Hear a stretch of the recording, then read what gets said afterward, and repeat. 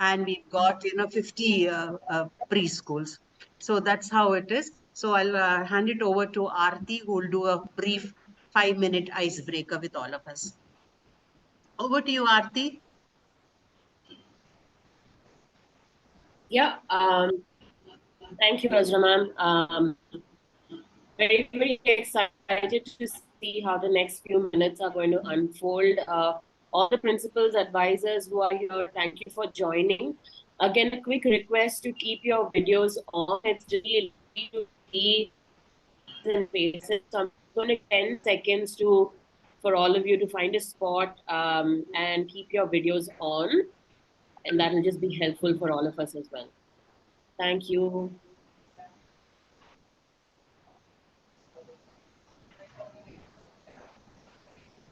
Awesome. Thank you so much. Thank you, Mrs. Husna, for joining us. I think just a brief, not everybody might get a chance to share, but I would love for all of us to think of 3 things that we could answer. One, your name. Where are you coming from, and what is your experience of being a principal? How many years of experience do you have? And according to you, how would you define counseling in one line? If I were to ask you what is counseling according to you, according to your experience, please share that. I would request all of you to type in the chat box so everybody gets an opportunity to share, and then we will ask maybe 1 or 2 people to share it with the whole group. So 3 things: your name, how long have you been a principal for, your years of experience, and if you were to define counseling in one line, what is that according to your experience? Please take 2 minutes to do this and type this out in the chat box. And then we'll ask a couple of you to share.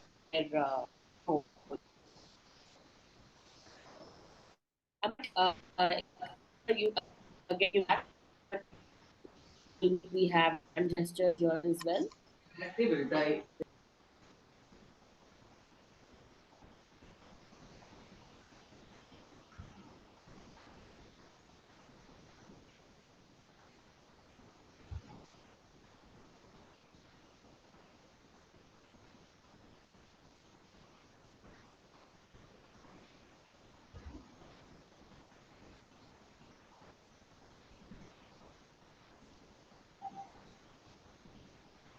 Okay, we are 30 seconds down.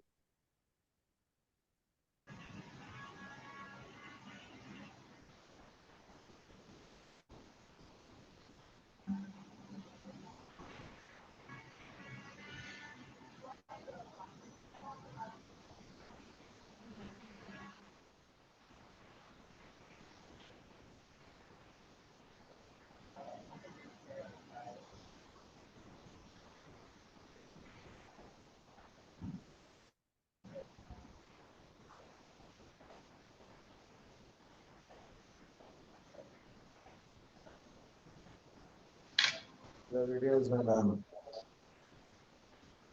Done.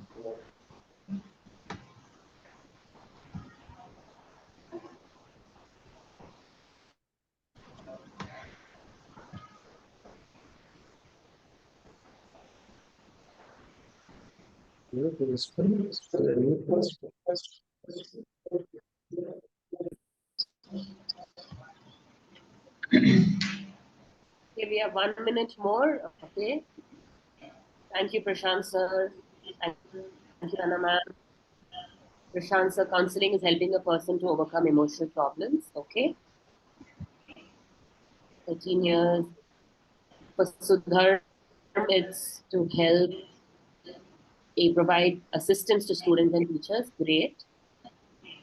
In my view, it means making the comfort zone and boosting confidence. Thank you, Shivkumar sir. Shubha ma'am, professional assistance to solve the issues. Great. First, listen to someone else and don't give solutions, but help person find the solution. Thank you, Anna ma'am. Vision, personal assistance, resolving personal psychological problems. Thank you. Asking leading questions. Thank you, Pooja ma'am. We'll wait for a couple more people. listening to someone compassionately and empathetically. More about listening. Thank you. Understanding the person with deep observation. Great. I think 2, 3 more people are remaining.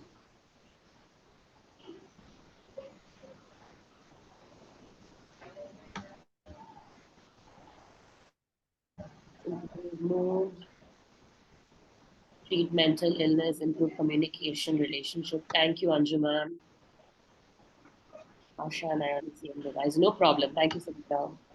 Empathy, support, motivation, and empowering. Oh, got it. Archana, focus on personal and social growth. Great. Thank you.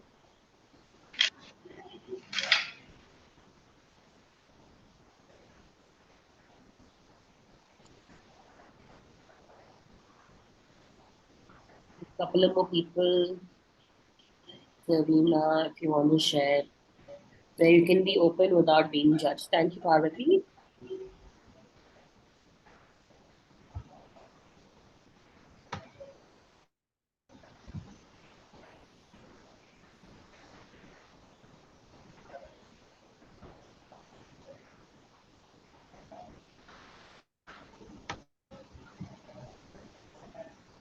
And stay calm and make them calm in situations. Thank you, Amriji. Counseling is needed to help the students open up and feel more open. Great. So as you can see, Ms. Husna, that we have our seasoned, experienced principals and advisors with years of experience. So that's how we are. It's a team that, we have out here. I know you yourself have 2 teenagers, correct? So you know what it is. And Yes, I'm sure yeah. you will agree that teenagers, wherever they are, whether they are in US, UK, India, I'm presently in Bidar. So in Bidar, anywhere in Yeah. Hyderabad, teenage problems are similar. Maybe, intensity differs, but that's how it Yes. is. And we're hoping to understand them Absolutely. better and, come out with reasonable solutions to handle them, because I know Ms. Husna, I've known Ms. Husna as a parent initially when she came down to India for UK. They relocated because they had parents here to take care of. And then, we offered in our school, a job. So she became a teacher. So I've also known as a colleague. So I'm sure that, it'll be an enriching experience having you out here. Thank So you. as you see, Mrs. Husna, these are some of our understanding of what counseling is. Some may make sense, some may not make sense. So would love for you to take us through what you've planned for us today. And for all the principals and advisors on the call, I think as you are listening, would love for you to comment in chat box, and whatever questions you may have, burning questions, you can leave them in that box. Towards maybe the last 5 to 10 minutes, we will curate some of those questions and we can ask her in the end. So feel free to engage in the chat box. You can use the gestures, write down comments, questions. We'll come back to those questions in the end. So please use the chat box throughout the session. I'm just going to share my screen, but over to you. You can kick us off while I just share my screen in a second. Sure. Thank you, Aarti. Thank you, Azra ma'am. It's a pleasure being here amongst so many experienced principals and advisors. So I'm sure today's session is going to be more about understanding and learning from each other, because I will also be learning a lot from the expertise and the experience which you all have. Welcome to today's session. It is about understanding today's teenagers, knowing why they are different, what their needs are, and finding effective strategies to help cope with their emotions. Firstly, teenagers are partly adults and they're partly children. So they're kind of in between the two. So sometimes they take the role of a child, sometimes they take the role of an adult, depending on when they want to be what. So if I would ask, any one of you to volunteer and say, what is the one thing that comes to your mind when you think of your teenage years?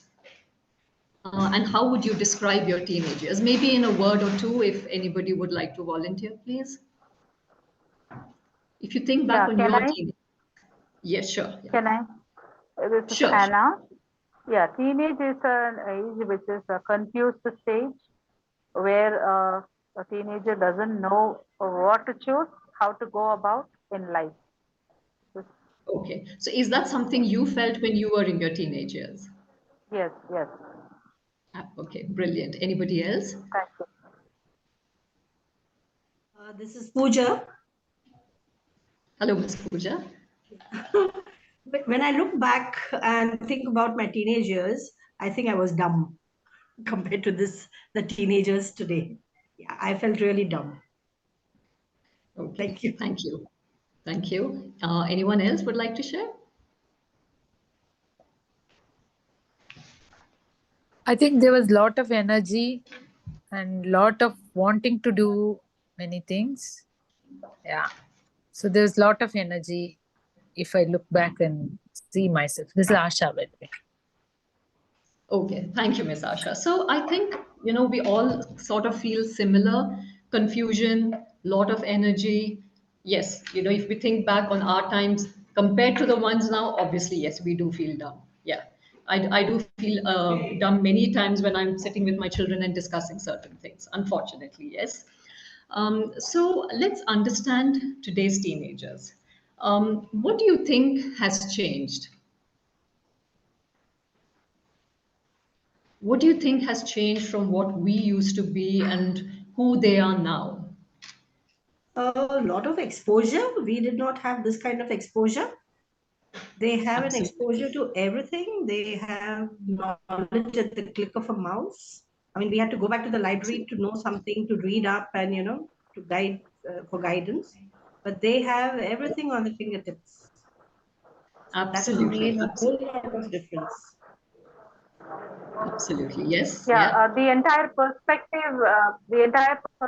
of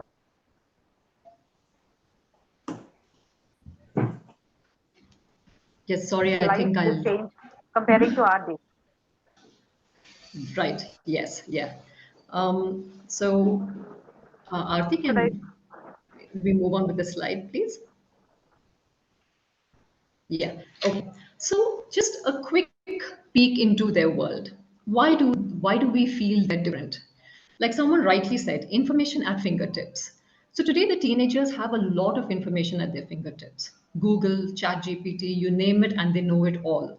So they don't have the need to look up to an adult like how we used to look up to our parents and our teachers for any information and advice. They don't feel the need to look up to any adult for information. So they feel kind of equal to us. And that sometimes comes across as disrespect to us. We feel like how much we respected our parents. These days, the teenagers don't because they feel equal. They know a lot of things. In fact, in many cases, they know a little bit more than us. Then the questioning attitude, if we look at them now, there is always a question whenever something is said to them. There's always a question, why? Okay, do this. Okay, why do I need to do that? Go meet your grandparents. Why do I need to go and meet my grandparents? So there is always a why. There is no like how we would follow blindly, like whatever our parents said, yes, we would do it. Whatever our teachers said, yes, we would do it. Now there is no concept of blindly following what is told to them. They have their own thinking, and when they ask why, they expect a very logical and a good reason for it. And in a way it is good because then it makes them decide on things better, and then they accept, after knowing everything, they accept the cultures, they accept the traditions. Even when it comes to religion, they don't want to blindly follow it. They want to have a proper explanation. So the questioning attitude, again, because of the exposure and because of the information and the knowledge they have gained. The third thing is the relationship with parents, teachers, and peers. As far as I remember, I could never sit and talk to my parents the way my children sit and talk to me today, right? So nowadays, parenting has become more like very open, very friendly, and it is very liberal. So that is the kind of attitude they have even when it comes to teachers. They expect that kind of openness, that kind of, um, uh, like a very comfortable, a very friendly kind of relationship. with parents and teachers, which to some adults, even now, it is not easily accepted. They want that respect factor, which is not seen in today, but it is not their fault. It is just the way they look at life and the way they look at things. And their relationship with peers is very, very important to them because the family sizes are getting smaller. There are either just single children or maybe two, maximum three. There is not much interaction with cousins. There is not much interaction with aunts, uncles, grandparents. So all their focus and all their dependency is on their friends. And they want to feel like they fit in. They want to feel good enough to be with their friends. A lot of dependency on their friends. So the relationships are changing.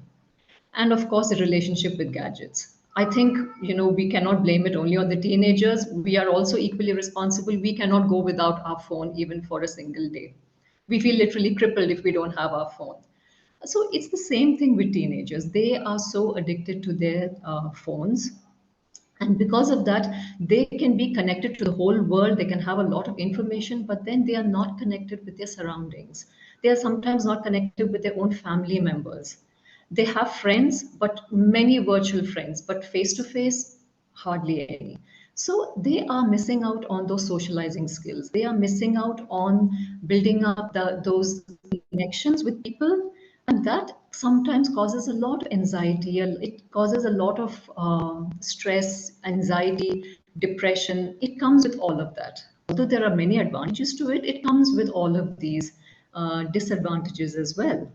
And they cannot sometimes understand what is happening to them, because on an average, a teenager now spends almost 8 to 9 hours on their phone. So when they are not able to handle their emotions, they don't know what is happening to them because they are not connecting with people. Right. And then they always keep questioning their identity and their career goals. They are always trying to find out, who am I?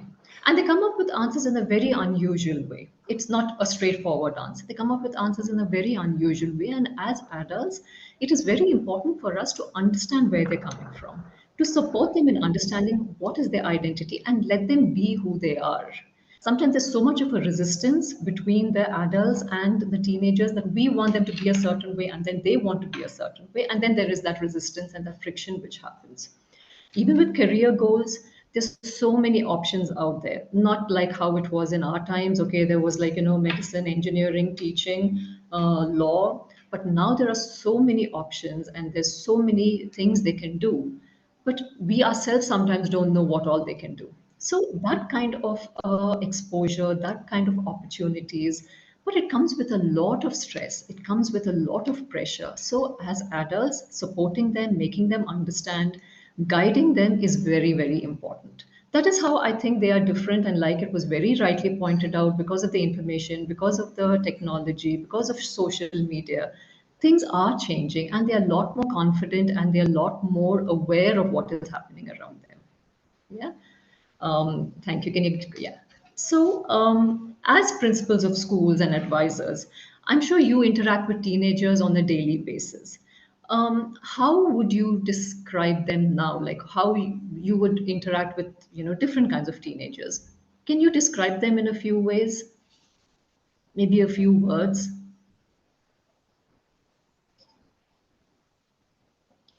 Anybody? Please repeat that. So, as principals and advisors of schools, as educators, you would be meeting a lot of teenagers on a daily basis, right? So, how would you describe them?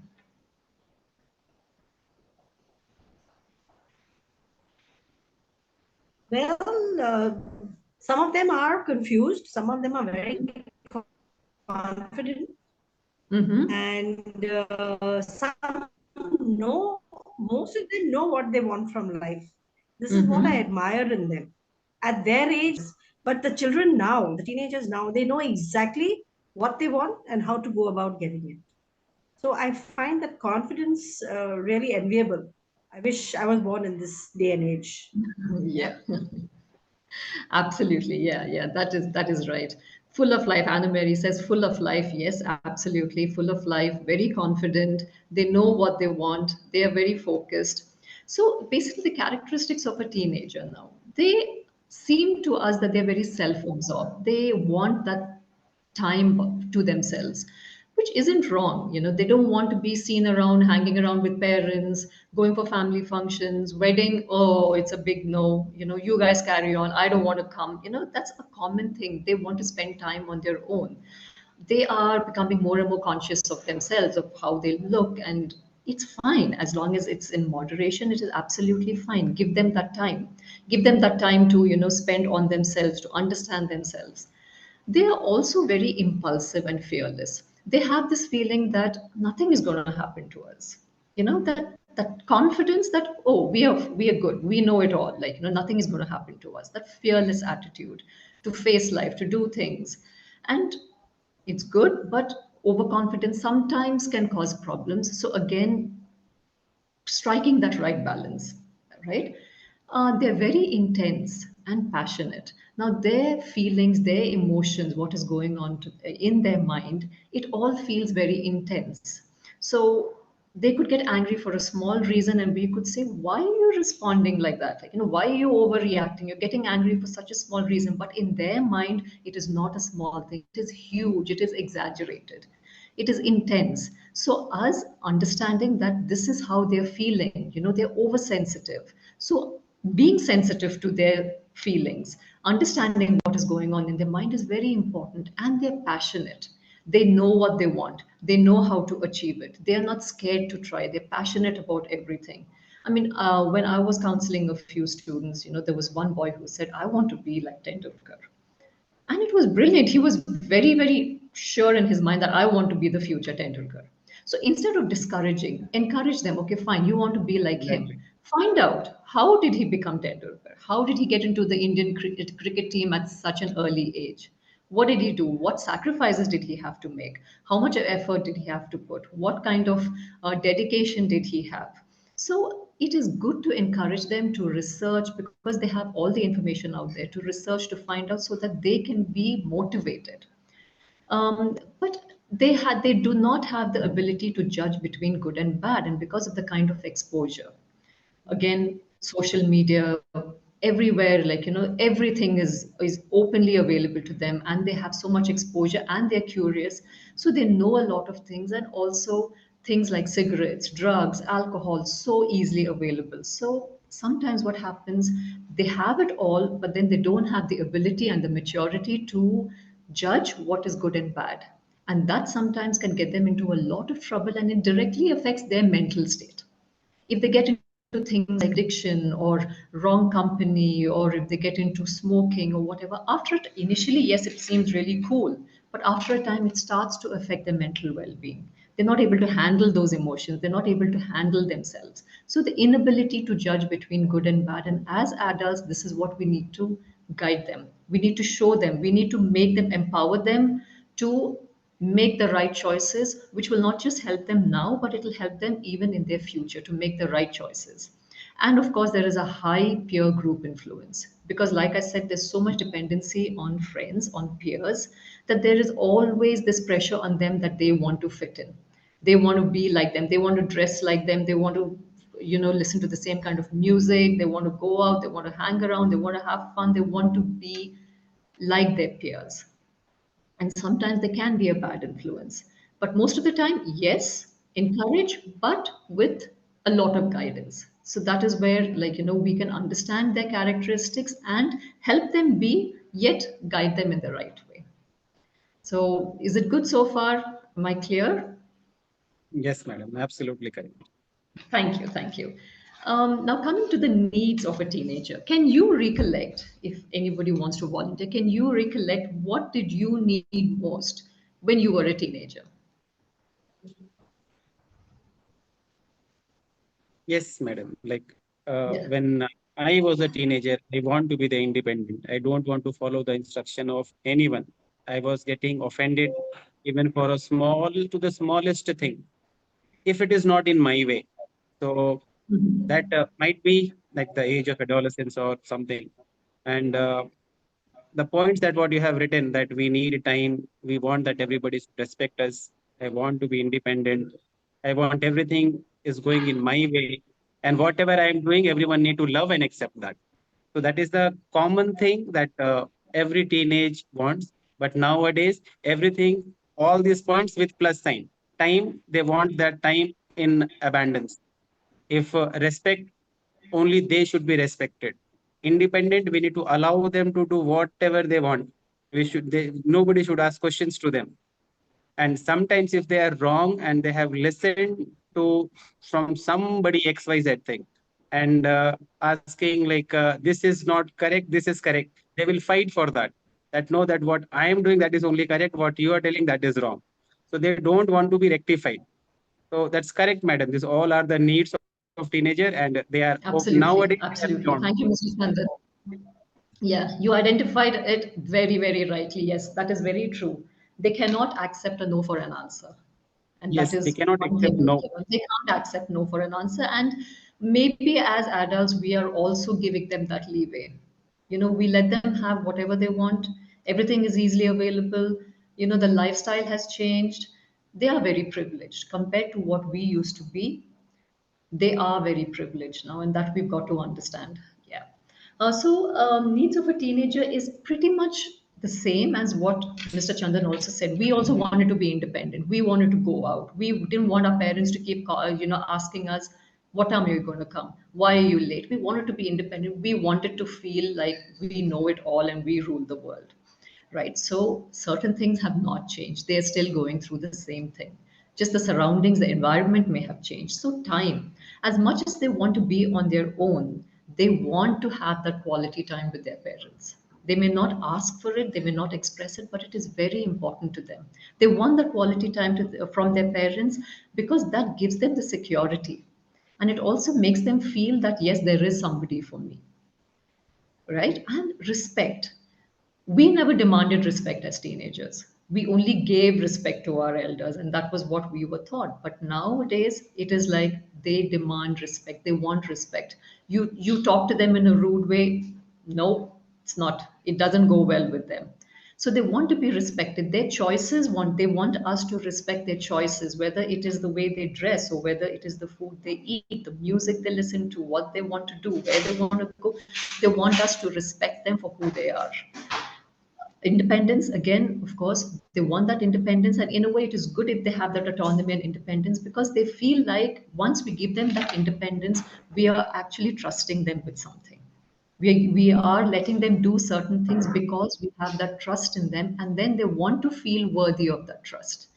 So holding on to them sometimes can backfire. It can make them feel like they are not good enough. That is why they're not given that independence and that autonomy. Self-awareness, again, it's very important for them to educate them about themselves, about the changes which are happening in their body, the changes which are happening in their mental state, so that they understand that there is a wave of emotions going on in them. They are going to bound to feel very, very low sometimes. They are going to feel emotions exaggerated at times. They need to identify their strengths and weaknesses. They need to identify what is going on inside them. So self-awareness makes them become a lot more confident, and they don't need to worry that something is wrong with them. Oh, I feel so depressed all the time. Maybe I'm slipping into a depression, because all these terms are so commonly used now. Maybe there's something wrong with me. I think I have anxiety issues. So making them understand that yes, these are all things which happen to a lot of people, so that they don't get worry about it too much. Loved and accepted, that is the main thing. They always want to be loved, and they want to be accepted for who they are. There are many, many expectations which parents have from their teenagers. There are many expectations teachers have, many expectations that school has from them, but their choices and their preferences may be completely different. Sometimes it is good to accept them for who they are and let them be, so that they feel secure. They feel like, okay, you know what, I am loved for who I am, not for my achievements. I'm not loved by my parents for my grades. I'm not appreciated by my parents for what I have achieved. Even if they don't, they should have that feeling that yes, we are still loved. Whether we get these grades, these marks or not, we are still loved. We are still accepted. They may be different. They may dress differently from other people around, but yes, are they accepted? And that is how we've got to make them feel. Otherwise, they will start turning outside for that attention, and that's when a Mm. lot of happens. Seeking attention from maybe the wrong people, seeking attention from others, because they feel My family is anyways not going to accept me. I'm like the black sheep of the family. They are not going to love me for who I am. So let me get that attention outside. So these are the needs of a teenager, which are actually, in a way, if you think, very, very valid needs. Something which we have also gone through in our life, right? Okay. Coming to the next one. If anybody would like to share some instances where you faced some issues with teenagers and how you solved it, whether it was in school, whether it could be your own children. So any instances where you faced some issues with teenagers and how you resolved or solved it. The first thing is, madam, to listen to their story, whatever the story they are telling. Listen to Okay. the story, and after listening to that, then as an adult, we can find out whether they are in the correct path or wrong path, and accordingly we can counsel. Okay. Okay. And the main Any thing more? is we need to always appreciate them, that whatever they are doing, we need to appreciate them. Right. Okay. Yes, anyone else would like to share some experience, some instance where they resolved an issue or right, okay. Moving on. Ways to connect. Yes, being empathetic, that is very true. Putting ourselves in their shoes and understanding what is going on with them. It's a very good way to connect to them. Absolutely. So, listening. Teenagers just want to be heard. They may sometimes not even want their problem to be solved. They just want to be heard. Many a times they are not. We don't understand, we just shush them off. Or even if there is a difference between listening and hearing. Even if they're talking, we are distracted, we are somewhere else, we are not really listening to what they're saying, and they do pick that up. So they want to be heard. Then understand and validate their feelings. Even if their feelings may be like, something which we do not agree, we may not know why they are reacting like that, but validate their feelings. If they're feeling very low, if they're feeling very angry, it's okay. Yes, you can be angry. It's okay. You can express your feelings. Understand why they're feeling like that. Understand where it is coming from, right? Praise often. They may seem like they want to keep away, they want to be like these adults, but there is a child in them. And when you praise them, it makes a lot of difference to them, especially in schools. When a teacher praises maybe an average student or a below average student for something they have done, maybe they could solve a math problem which probably the teacher thought they couldn't. Praise the child, praise the student, and it goes a long way. I see in many schools, like, whenever there is a troublemaker, some child who has, caused some trouble, immediately they're sent to the principal, go meet the principal, you are in big trouble. How many times does a teacher say, you've done something extremely good, go meet the principal? Like, we should be, you should be appreciated. It doesn't happen that often. So the praise goes a long way. So bringing that thing out, like, praising them even for little achievements, it boosts their confidence and they want to do more. Collaborative problem solving. Now, many a times what happens, if they cannot do something, there are two things which we do. We either impose a solution. Okay, some child has not done their homework, right? If you do not finish it tomorrow, then you are going out of class. Okay. Or it is, this guy is not going to do it, so why bother? So you make them feel that they are not good enough. You're writing them off, right? So a collaborative problem solving is somewhere in between. If there is a problem, if a child is not doing their homework regularly, sit and talk to her or him. What is the problem? Are you not able to understand what is being taught in class? Is it this topic which you are not able to understand? Is there something happening at home that you don't find time? Try and understand what is going on and sit together, discuss, and find a middle path.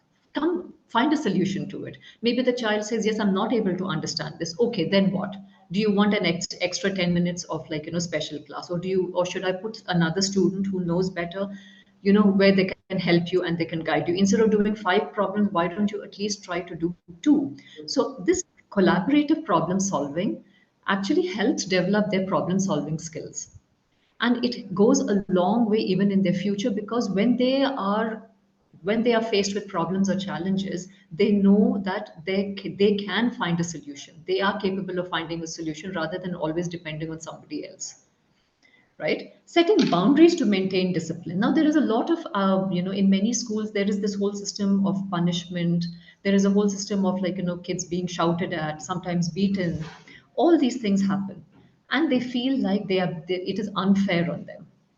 So, setting clear boundaries to maintain discipline, that there are certain rules and regulations, and if those rules and regulations are broken, then this is the consequence. This is what is going to happen, and that is applicable to everybody. So, even if a child does something wrong and they have to face the consequence for it, they know that it is fair. It is.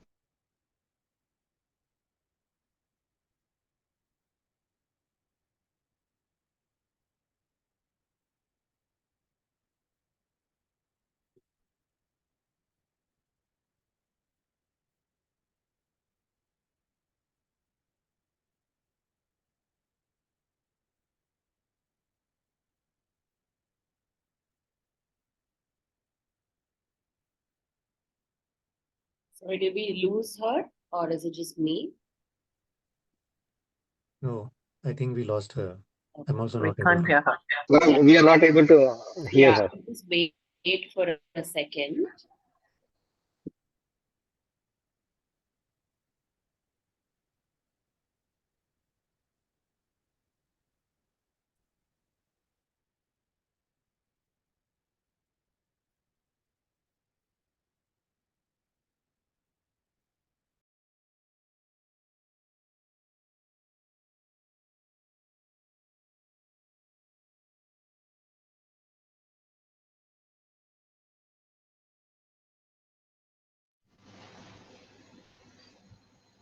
Sorry, it was a Wi-Fi problem. I'm so sorry.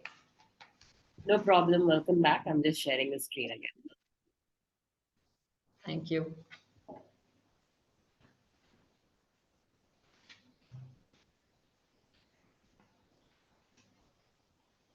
Can you see the screen now? No, Aarti, I can't see it yet.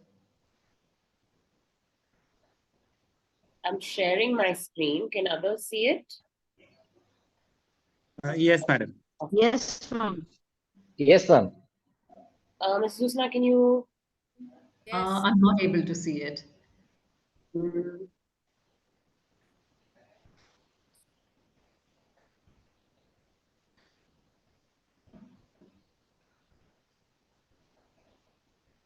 is it visible now?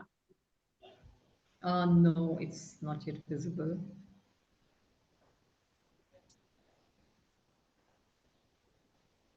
Okay, the others are able to see. Yeah. It's okay, Aarti. Just stop and reshare it once again. Yeah.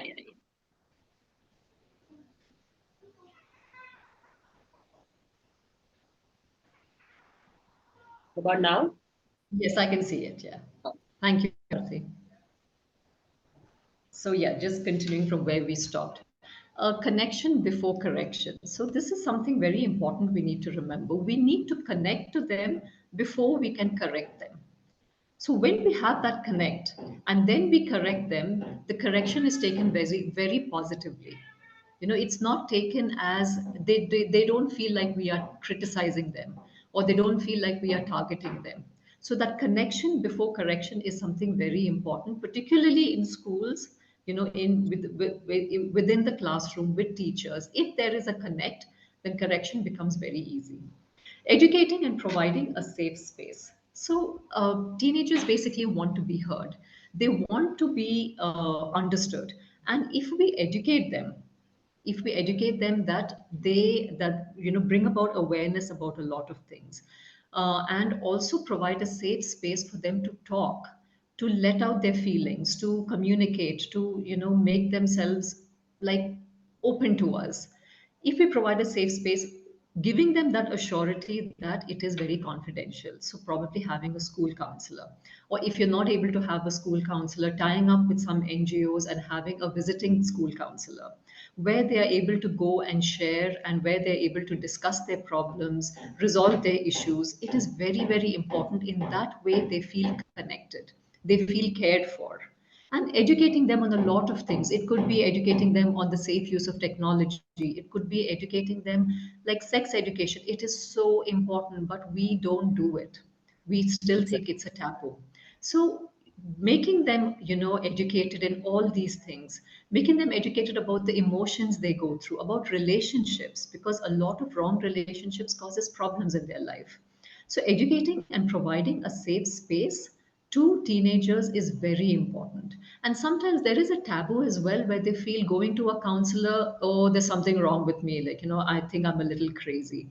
So maybe calling it by a different name, maybe calling it like a happiness teacher, or maybe, addressing them as a mentor or a help buddy, something like that. So they don't feel like there's something wrong with them. And also group sessions, group counseling sessions, rather than picking out only a few students and sending them to a counselor. Again, they might feel a little like they may not feel very comfortable. Having group sessions where all the students are addressed is a very good way to connect to them, to understand them deeper, and to make them feel better and resolve those issues which they have during these teenage years. So this was a very brief way of, like, connecting, understanding them and everything. We can now move on to some case studies just to understand what happens, common problems and how we can deal with it. Yeah. So the first one is, this is a boy who I personally was counseling. So, X is a 14-year-old boy studying in grade 8. He constantly gets into fights with his peers and has no control over his anger. The teachers are fed up with his behavior and are not able to figure out what to do. They say he is a troublemaker and have labeled him as useless. He hit two boys at lunch break and answered back the teacher when she intervened. He has been sent to meet the principal. So, what would you do in such a scenario? Could anybody, like, if this had to happen to one of you all, what would you do? Yes, yes, Mr. Yeah, Shivam. Shivakumar. Actually, ma'am, this at this age group, the children while misbehaving, just we have to deeply look into that. Definitely, there will be a problem in their family between father and mother. In many cases, I personally experienced sometimes, the father and mother in between them, they may apply for divorce, or they may be single parent, or they may have second affair. In such situation, the children are totally trapped out and they may not concentrate on their children much. So there they have more anger with from the childhood. They are seeing their father mother. They cannot directly expose their anger to the parents, so they will come and elevate here in the school. Exactly, it has I experienced more than 10 students I have experienced in my life. So this is what I felt primary problem to look into that. Very rightly said, very rightly said. So, this was exactly what was happening to this boy. He had never seen his father his entire life, and his mother got remarried and she left him with his grandmother. So he had so much anger within him because his mother didn't even inform him or let him know before she left. So that was the anger in him, that she suddenly abandoned me, right? So this anger he was displacing, or he was taking it out on the other students, you know, fighting with them, answering back the teachers. So it was absolutely, this was what it was. And what happened was, because of his constant anger issues, the teachers had then given up on him. They started labeling him as, a troublemaker. He is useless, he is good for nothing, and that was aggravating his anger. He was beginning to feel more aggressive, and he was beginning to feel more hatred towards people around him, right? So, can we have the next slide, please, Arti? Yeah. So it is like, behind every behavior, there is an unmet need and there is a reason. So every behavior, sometimes we just feel like, they have anger issues, or they are too shy, or they have some sort of, like, a problem. Every behavior is because of an unmet need. So identifying that reason behind it, identifying what is going on in their lives, is very, very important. And then work on whatever issues they have. In this case, we worked on his anger management, use strategies to work on his anger management, and it actually helped his behavior quite a bit. And the behavior should be criticized. Yes, you are angry. Being angry and losing control is not right, is not the right way. but do not label the child, right? So you can criticize the behavior, but not the individual. Just labeling him as, oh, he is good for nothing, he is useless. That is very demeaning to the student or the teenager, and that can have a very long-term impact on them. And the teachers could see a change once his anger came down and once his all the strategies were put in place. They could see a change, and there was a lot of difference in the classroom environment. Right. Next slide, Arati, please. Right. Another case. Students who were performing well in Hindi suddenly seem to have lost interest in the subject and are not doing well anymore. This change has happened in the first 2 months of the new academic year. So anybody would like to share what could be, how would you deal The teacher. with this? Absolutely. Is this only one student or entire class? The students. Then it's the Most of the teacher. students. Students, most of the Yes. students. Then the issue with the teachers. Teachers' behavior maybe. Absolutely, yeah, absolutely. So, you all have just nailed it. It was the problem with the teacher. So sometimes the teachers are too strict, or they have unreasonable expectations. There is a lot of favoritism. They may have a lot of knowledge, but they're not able to put it across properly. Harsh punishments, which doesn't work well with teenagers, and sometimes beating up, screaming, shouting, and that really puts them off the subject. They don't just start disliking the teacher, but they start disliking the subject itself. And if you take it the other way, even if they don't like a subject, but if they have a good teacher, they start showing interest in that. So it disconnects them from the subject, and the performance automatically goes down. So for this, teacher training is very important, and also counseling for teachers, because we don't understand the pressure the teachers also are working on. There's a lot of pressure on them, and they also have a lot of baggage which they carry from their personal lives.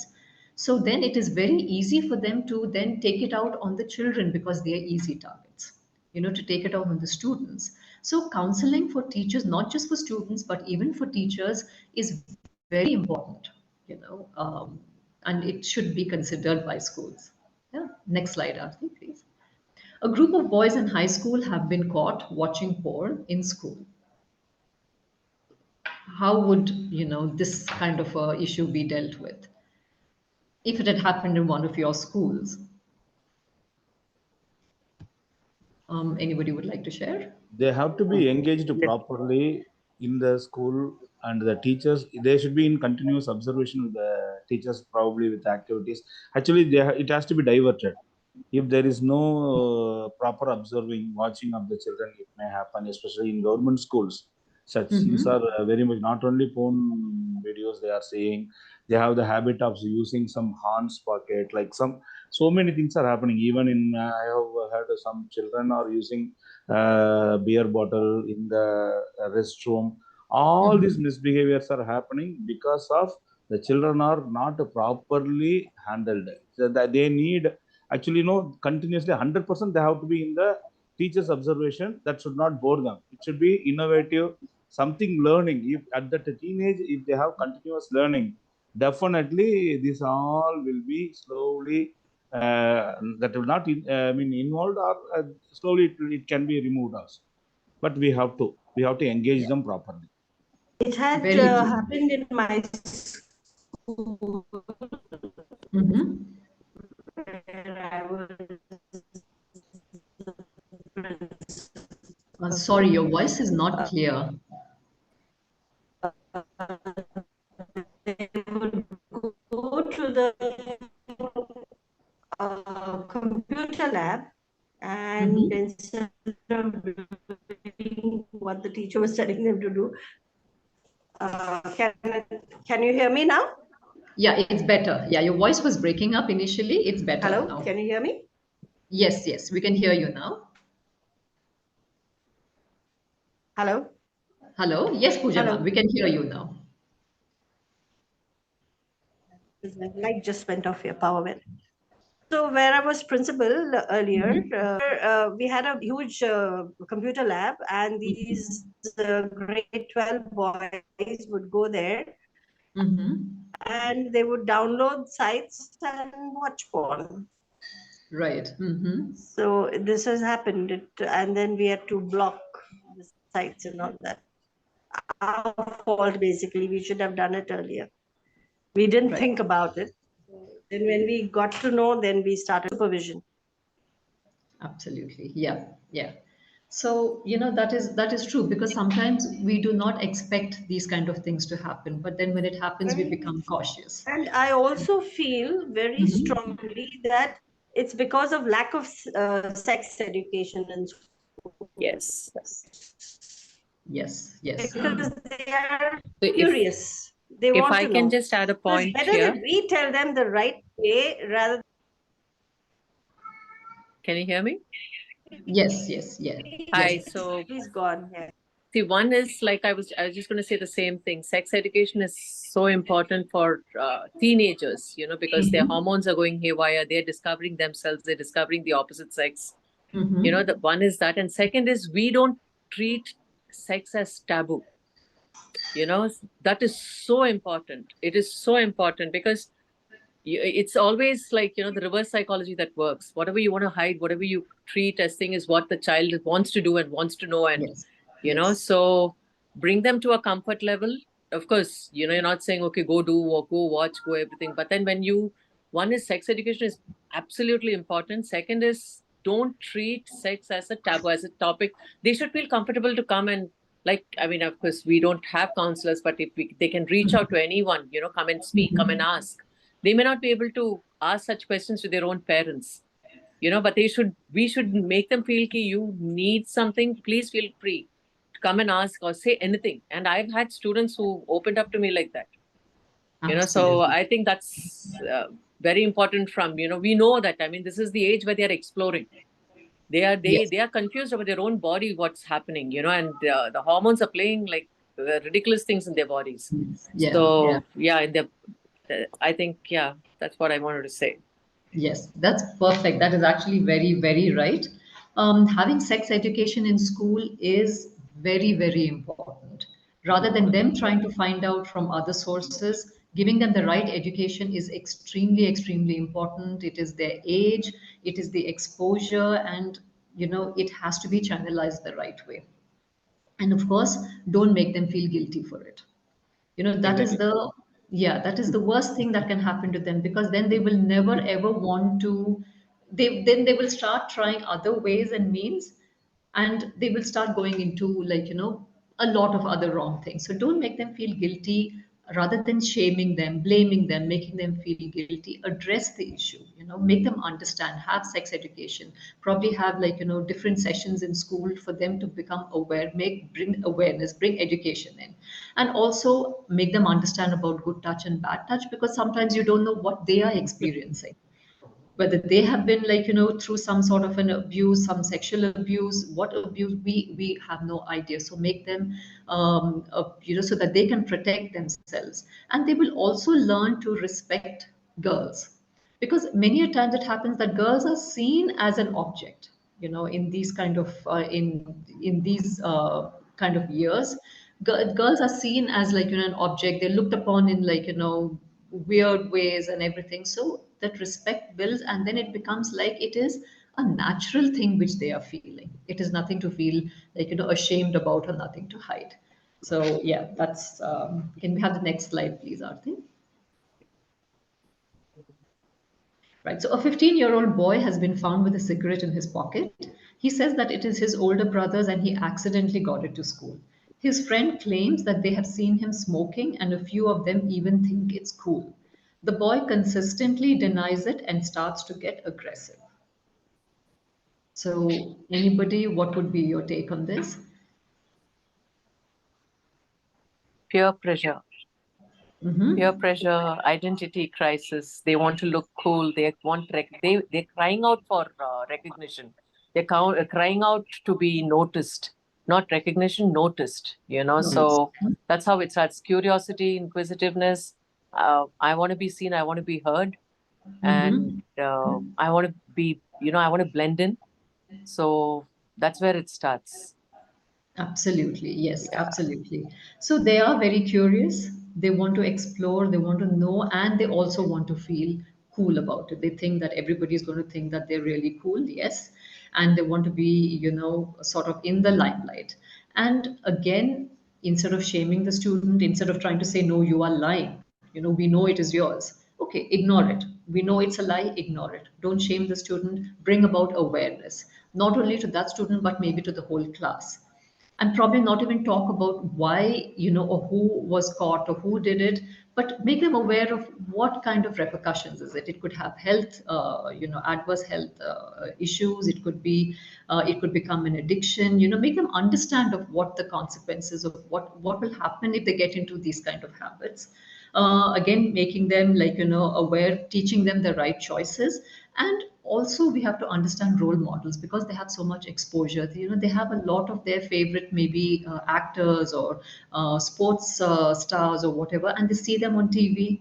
Maybe in a movie they see them smoking or drinking, and they think it's fine. They have so much of admiration for that. Okay, if that role model can do it, then why can't I do it? It's nice. I want to be like him. Or we see so many cricketers or footballers. They are maybe advertising for things like like alcohol, or probably things like coke. And so making them understand that what they see is different to reality, bringing them down to reality, making them aware of what is good and bad. So these are a few things. I think we are running out of time.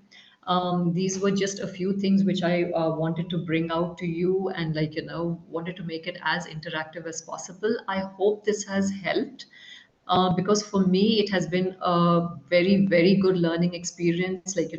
What I've got to hear from all of you all, with so many years of experience and everything, it has been a really good experience for me. And also I would like to thank you for your thoughts about counseling. I think you have got it right. Counseling is where people can be heard. It is very, very non-judgmental. There is a lot of empathy in it, and we aim to empower people to make the decisions they want to make, whatever the decisions are, to empower them. And that is what we believe in, that everybody has a right to believe in what they want to do and to empower them to do that. Absolutely, without any judgments. And I think that is what the teenagers today need. Proper counseling, hand holding, being heard, being understood, and probably having school counselors. I'm not sure if all the schools have counselors, but probably having school counselors is a very good thing, because they know a brother. Sometimes they could be scared if they have to confide in teachers. What if it is brought out in the open? What if it is discussed in the classroom? What if some other student gets to know? So they have that fear.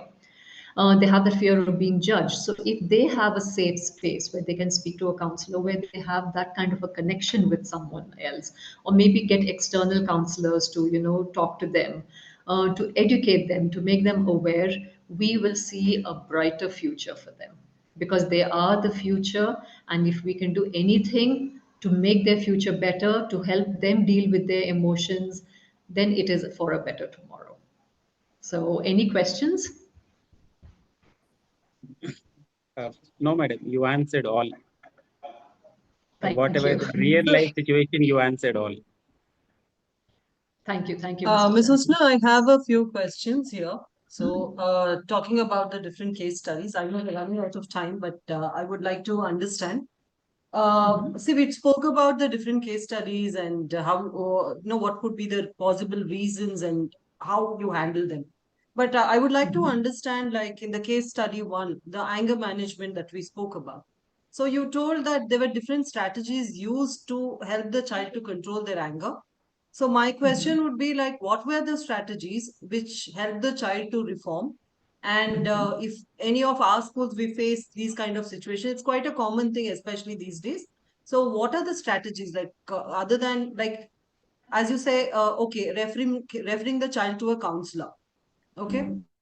Other than that, at the school level, as principals, teachers, what can we do to help the child to handle stuffs? Be Right. there for the child, and how do we help the child with what different strategies? So that is what I would like to understand. Right. So again, anger management is a very big topic. It may be difficult for me to sort of cover it up. It can be a whole topic on its own. But the commonly used strategies could be one is the best thing is talk therapy. When they talk out what is going on inside them, that fire which is raging inside them seems to come down. Then two, give them a piece of paper and say, write down whatever is going on in your mind, what is making you feel angry. You don't have to give it to anyone. Write it down and then tear it. Tear it. You want to throw it. You want to crush it. You want to step on it. So what happens? These are ways in which we get that anger out. Sometimes they say, if supposing they are very angry with some person, they even say that write the name of that person on the sole of the shoe, okay, and step on it. So these are ways in which they can get out that feeling of anger in them. Journaling is a very good thing, but unfortunately not many teenagers have the patience to actually journal, because when you keep journaling on a regular basis, it helps them identify what is going on in their mind. It helps them identify what is triggering their anger, and it sort of calms them down. There are also other things like art therapy. There are things like different kind of therapies which can help, but again, that will be it is a bit more time consuming, and but these are simple things which they can do. Okay. Yeah, I understand. The second question I had was, like, when you say the students were watching porn, a student was caught with cigarette. While we understand that it's the age, it's the situation and circumstances, but as a school, it becomes important for us to take certain action so that the other children don't repeat it. So we have to go in for a suspension of the child for a week. We have to take different measures, and definitely as a school, you're compelled to take certain actions. While we know this is going to impact and it's going to be harmful for the child, but at the same time, as a school, you need to maintain certain decorum, and we need to actually get the things sorted so that it becomes a disciplinary measure at school. So how do we handle this? Like, as a school, I need to balance. As a principal, I need to take an action. At the same time, uh, I have to look at the child also, and I need to give the corrective measure to the child as well. So it's a very difficult situation to balance as a school administration. Absolutely. Yes, absolutely. I totally understand. That is the reason having a very clear-cut policy, a discipline policy of school, which has to be followed very strictly.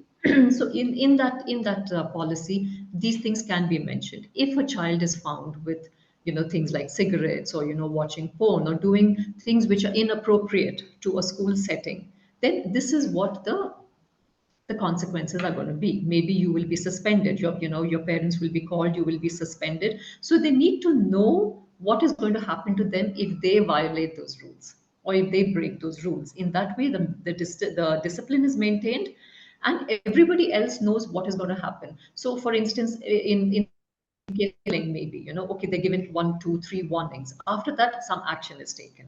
If a child is found with, like one of, like sir said, beer bottles and cigarettes or whatever, yes, the thing is going to be that they are going to be suspended. Only thing is, avoid bringing it out in the open and blaming the child, shaming the child in front of everybody. It can be discussed in closed doors, and whatever has to be done can be done. If the child has to be suspended for a day or 2 days, yes, that has to be done. Otherwise, they will not take in the rules of the school seriously. Yeah. My last question, Husna, would be like, it's very difficult for a parent to accept that my child has done something wrong. It's the biggest challenge as a school I have faced, because whatever case studies that you spoke about, it's all like, I think one or the other place we all have experienced this with the children. Yeah. So the parent, handling the parent and making the parent understand. So there are multiple challenges. One, first, the parent is not ready to accept that their child has done. And even if we go with evidence and show the parent and say, okay, this is what it is. And even if they accept, after that, they start neglecting the child, they start rejecting the child. I've had cases where the parent just told, I don't want to take my child back home. I'm going to leave the child in the school. You do whatever you want to do. Walked out. There was a child who was beaten up right in front of me by the parents, so harsh, and the child started bleeding. So these kind of situations, you know, like it's a very challenging situation and it's very difficult for a parent to accept as well. And how do you think is the right way to approach the parents and inform them that such a thing has happened? And how do we make them, you know, accept and help the child for corrective measures rather than taking into, you know, the physical abuse and other things? So Yeah. what are your suggestions on this? So again, every parent is different. You know, depending on the parent, I think to a certain extent, if, you know, educating the parents is also important. But again, even having a session for parents, there is no guarantee that all the parents will turn up. So that is one challenging thing. But if something like this comes up, like, you know, where you see that the parent is beating up the child, or like, you know, being extremely harsh on the child, probably parent counseling will also help. So maybe letting the parent know that yes, you can reach out, even if not the school counselor, maybe an external counselor, you know, reach out to this particular person. They will, you know, probably help you deal with it better. So probably again, it is up to them whether they go to the counselor or not. But that is what we can do. You know, Yeah. yeah. Yeah. Okay. Thanks, Husna. Those were my few questions. I think I was asking on behalf of the team, so Yeah. for them to understand how to handle the situation. Could And I ask Absolutely. one Yeah. last one? Sure, yes, sure. Pooja ma'am. Can you just give me a minute, Pooja? My laptop is running out of charge. I'll just plug it in. Just a minute. Hassan, can you put this in? This. I think meanwhile, you can also type in the questions. Thank you, Shobha ma'am, for your takeaways. You can type down like what are your takeaways as well. The next 5 minutes will close the session. Sorry. Yes. Yes, Miss Pooja. So I have this child in my school who have been I've contacted a counselor who I've hired, you know, and she's been talking to the child, but of late, the past two times, he comes for the counseling. It's an online thing. He comes for counseling, but he makes excuses. He says, no, today I have to go and study, I'll miss my class. Today he said my throat is not well, and you know, I'm not well, so I can't speak today. And then when I asked the counselor what happened in the last counseling session, so she said the child wanted to know who she is. Is she a police? Is she Pooja ma'am's relative? Right. So Okay. so he was very curious to know who she is. Right. So he told him that no, I'm a counselor. And he's just a small child, grade 7. So I was thinking maybe she's asking him some probing questions which he doesn't want to answer. Yes.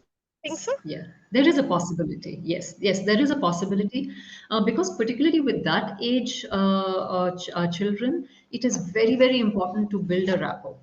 And sometimes it could happen that if the rapport is not built initially, then the child will not have the confidence in the counselor.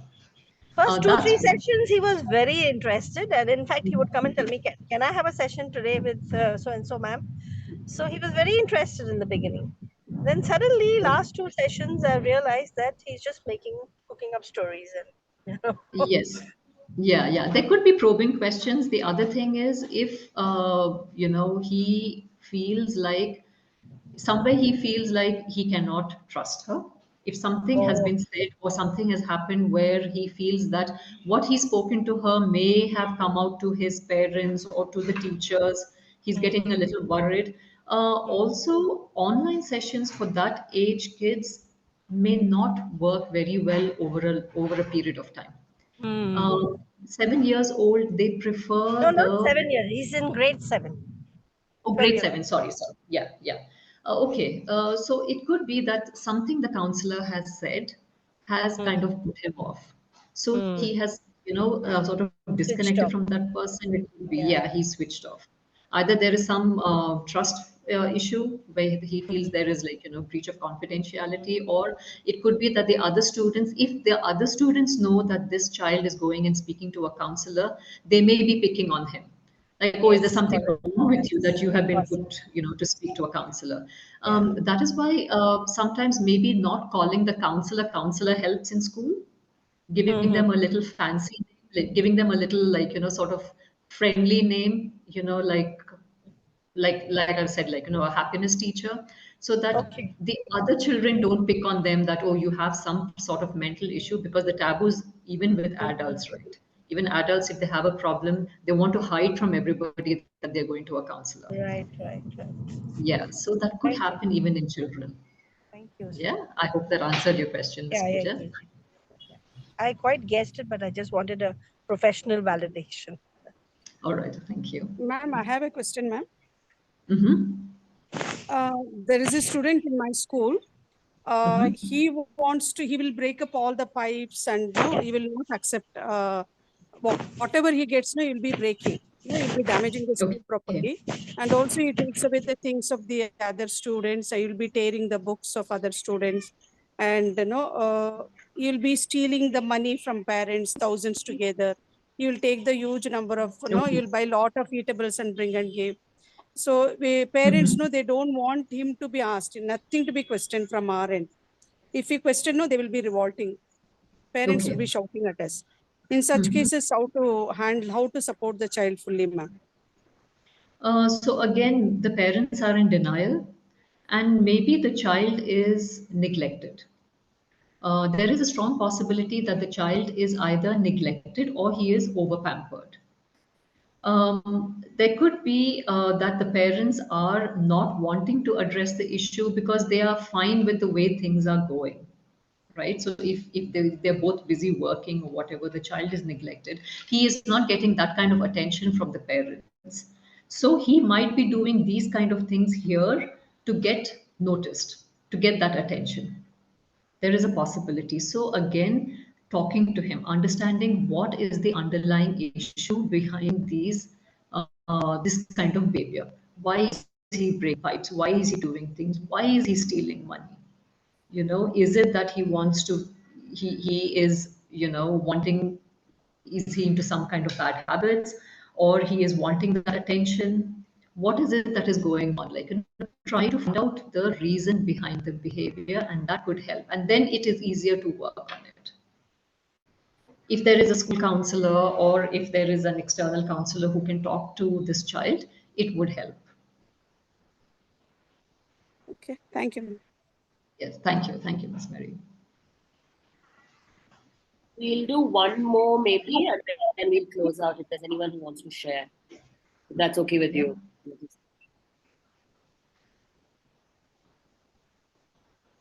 Hima ma'am, I know you shared something. Do you want to talk about it? Yes. Good evening, Aarti ma'am and ma'am. Good evening. So I heard the whole session. It was very useful. I loved it because even with our stress, we don't understand how to deal with certain kids. Though we are from the background of leaders or education, everything, but still sometimes in between these kind of sessions, boost us and understand how to do it. Today also, from past 1 month, last year also, the same guy is behaving as the previous case Mary ma'am shared with you. The same behavior I could see in that child. And the parents are very supportive. They understand, they listen to me. And they say that this is the fourth school to change, ma'am. Every school report the same to me. And I know that my child behaves like this, but you to change him. So we are trying in different ways to talk to him and personally and try to understand him, like what is happening in him. Why is he doing these things? And why is he stealing? Everything we are trying to understand. But he's very harsh and he don't want to open up everything. He has ready lie immediately he'll switch. And whatever questions we ask him or try to interact with him, he has a ready answer with him. And often he does it. He don't want to change. He does the same again in few days only. Come up with different kind of complaints. Not the same complaint, like stealing complaint. It happened twice. He was stealing small things here and there. Now he started stealing money in teacher's purse. Then we noticed everything. He was caught. I didn't scold him anything I did. He asked sorry. He realized everything happened. Parents and friends and everything happened. But still I gave him chance repeatedly thinking he would change. But again today, same complaint he has brought. I don't know how to deal with this kid. To send him away, parents are not happy. They say, ma'am, we have got chance here at least, and the 2 years are left for him for us to pass grade 10. No other schools will take him for admission. We want your support to change. Right, right. Yeah. So have there been any consequences for his behavior, ma'am? So with stealing, has there been any consequence? Yes, Has like money. there been any? He stolen money. Before that, in KG classroom, he used to steal the things which are like meant for the classes, learning purpose. Those kind of things he used to steal. Now, yesterday we got information that biscuit packet he has stolen. And what is happening in different ways he steals. Money from purse only, yes, we got it in the camera. We caught him in 1 hour and we showed him, like, see, why did you do this and all. He stands quiet. He has answers, but not very perfect answers. And I don't see on his face realizing or regretting, thinking that I did mistake, I should have not done this. Right, right. Yeah, yeah. So has he spoken to a counselor? Has he been like, doing sessions with a counselor? In school, we have not made him to attend any counseling sessions, but they have taken him to a counselor who is in Hassan as a doctor as well. When they speak to him, the doctor has given a report saying nothing, he is okay. Right, right. Yeah. So sometimes what happens, doctors, with all due respect, sometimes they do not have that kind of patience to listen and understand what is going on.